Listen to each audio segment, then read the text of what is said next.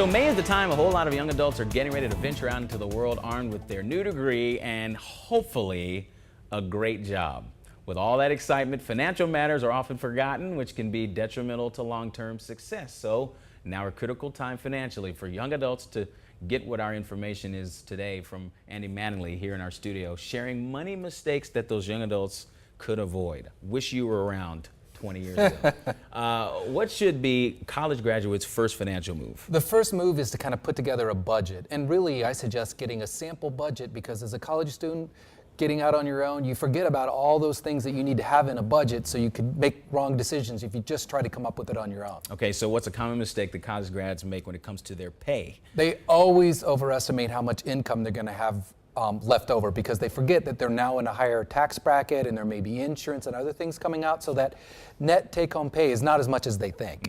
Hit me, I remember that. So what is one of the more critical decisions they need to make early on? One of the first couple of things they're going to do is find a place to live and their transportation or a car. So it's really important that they don't overspend in those two areas because that can really cause a problem. Okay, so what is the recommendation for how much they should spend on housing and transportation? Well, it's kind of where I think they should take their sample budget, kind of put all that stuff in, and then whatever's left over, put in housing and transportation, and maybe 10% of your net income for a car and maybe 20% for housing if that fits in your budget. So what are some other financial missteps that recent college grads need to avoid?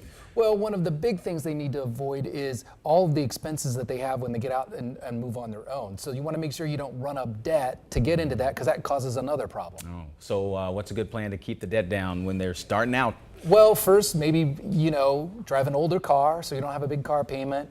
Maybe when you're getting an apartment, share it with 2 or 3 people, or live with mom and dad and kind of save that money so that then you can buy all those things you need and not have a credit card debt and not overspend on things. It was that 2001 Toyota Celica that got me. It was nice though. I bet it was. But probably wasn't worth it. Andy, thanks so much. You're welcome.